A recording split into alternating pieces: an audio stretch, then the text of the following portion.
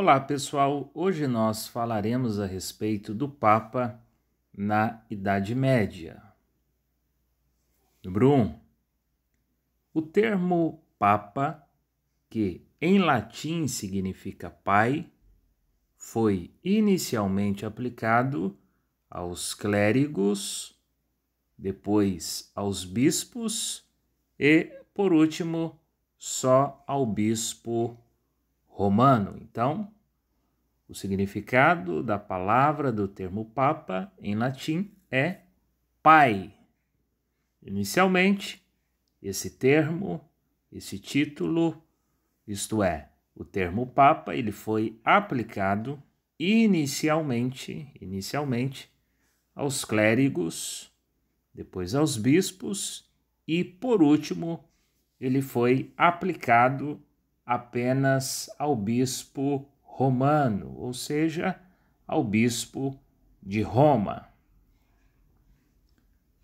Número 2. As bases teóricas justificadoras da supremacia papal foram lançadas no Concílio de Nicéia. Portanto, a fundamentação, as bases teóricas que justificaram essa supremacia papal, ela foi lançada no Concílio de Nicéia, que ocorreu no ano de 325. Número 3. A autoridade especial do bispo de Roma foi reconhecida com base nos evangelhos, que designavam São Pedro como o vigário de Cristo. Então, essa autoridade do Papa, essa autoridade especial do bispo de Roma, ela teve como base o seu reconhecimento ali com base nos evangelhos, os quais designavam São Pedro como o vigário, ou seja, o substituto, aquele que daria continuidade à obra de Cristo. Número 4.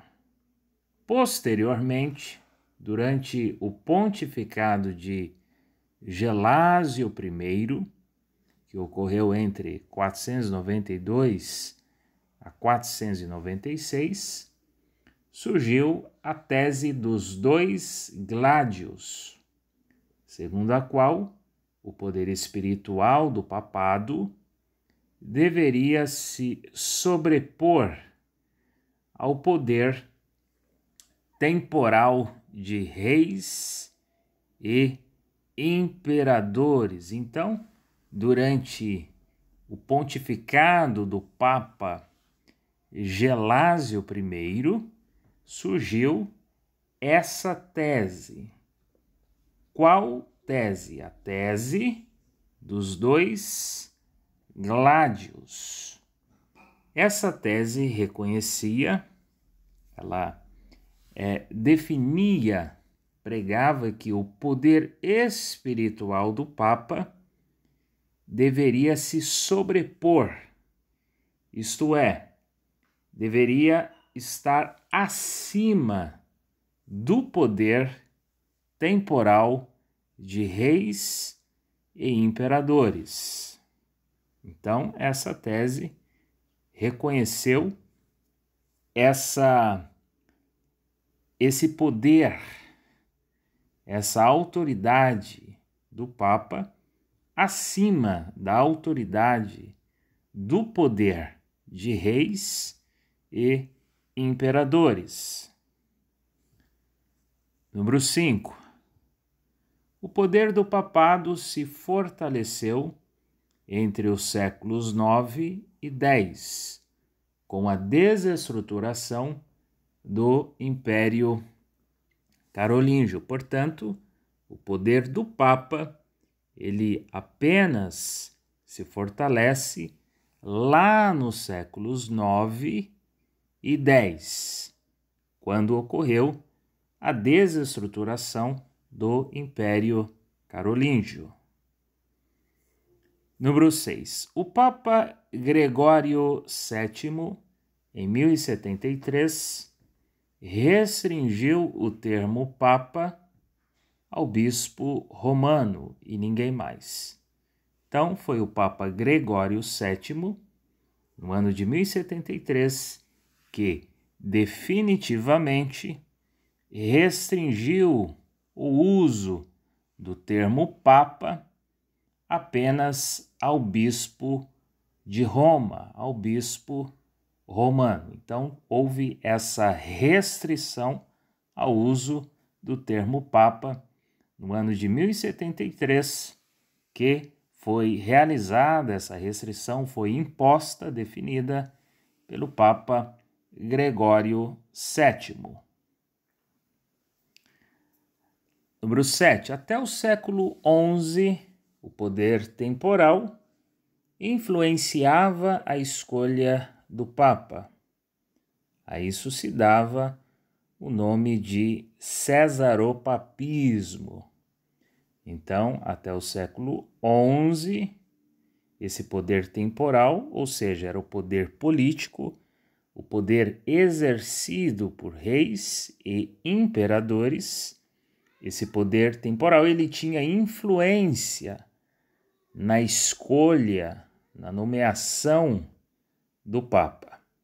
Então, essa influência entre o poder temporal, o poder político, o poder de reis e imperadores na escolha do Papa, isto é, em assuntos da Igreja, em assuntos religiosos, isso era chamado de cesaropapismo.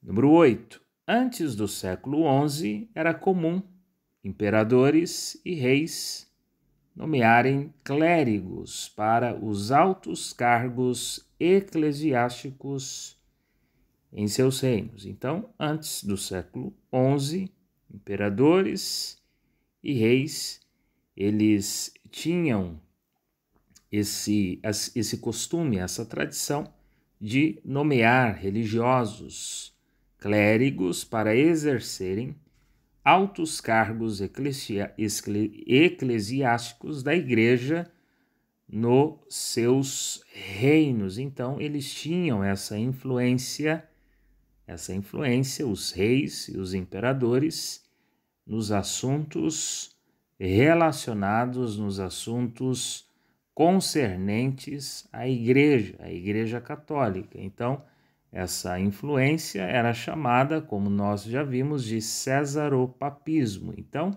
até o século XI, isso era comum. Era comum imperadores e reis nomearem clérigos para os altos cargos da igreja nos seus reinos. Número 9.